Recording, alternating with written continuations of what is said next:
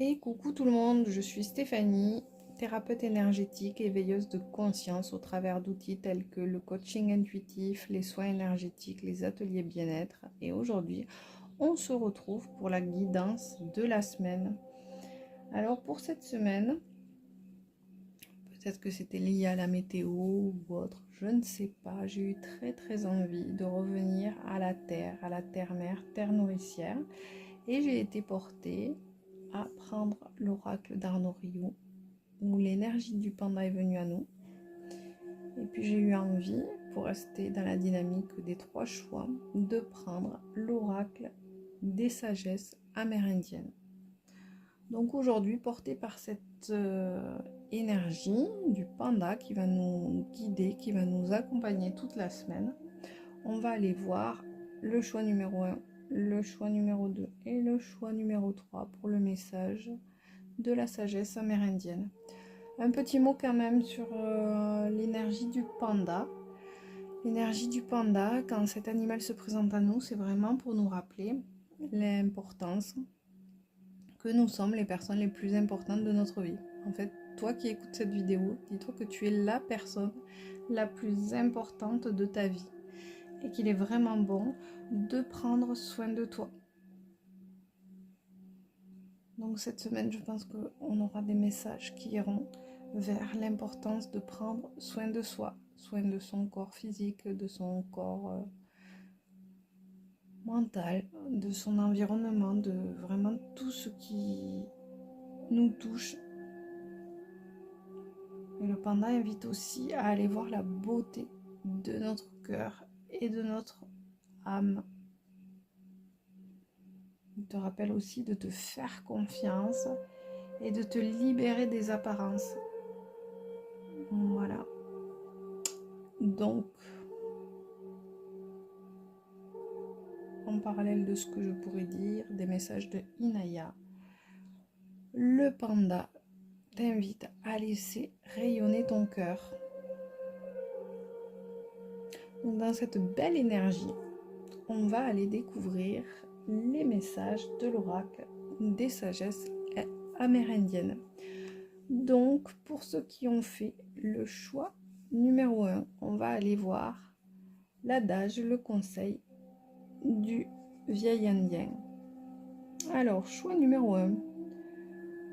Le vieil indien te dit: si les arbres s'abattent sur ta route, le chemin pourra te paraître sans issue, mais du bois mort se bâtissent des ponts qui te mèneront bien plus loin encore. Ne t'arrête pas en si bon chemin, car dans ce qui te gêne sur la route, il y a quelque chose à transformer, menant à ce qui est bon pour toi.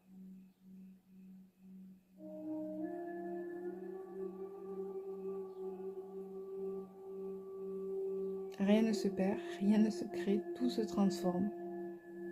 Ne coupe pas tes actions.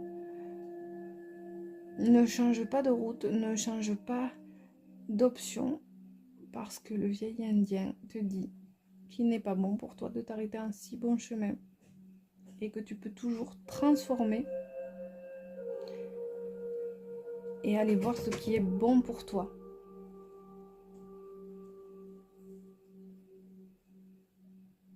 Voici, ça résonne pour toi. On va aller voir le choix numéro 2 maintenant. Alors, message du vieil indien. Rien de ce qui gêne ta vision ne saurait t'obscurcir. Même les nuages les plus sombres finissent par fondre. Même le plus noir des orages dans un fracas peut finir par t'éclairer. Il y a des tempêtes que l'on ne peut éviter, car elles nous enseignent plus encore durant la traversée. Rien de ce qui gêne ta vision ne saurait t'obscurcir. Même les nuages les plus sombres finissent par fondre. Même le plus noir des orages dans un fracas peut finir par t'éclairer. Il y a des tempêtes que l'on ne peut éviter car elles nous enseignent plus encore durant la traversée.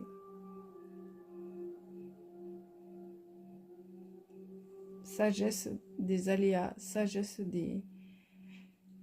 des traumas, sagesse des blessures qui, peu à peu, viennent nous enseigner bien plus encore durant la traversée.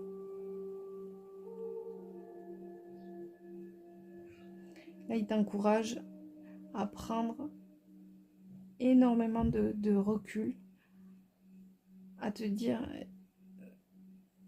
et te répéter que, enfin, moi j'aime à dire que c'est impossible qu'on ait 365 jours de pluie, ou pareil, 365 jours de soleil, à un moment ou un autre. Voilà.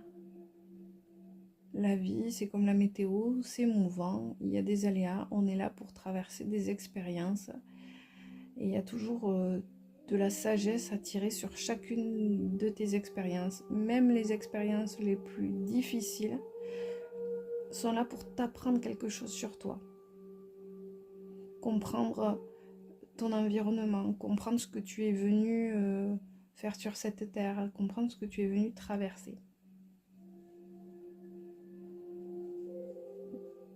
Et même si là, tu es en train de traverser une période très difficile, la sagesse indienne, amérindienne, te rappelle que tu auras un enseignement qui te fera grandir, qui te fera évoluer. Chaque expérience a son sens, même si certaines sont plus douloureuses que d'autres.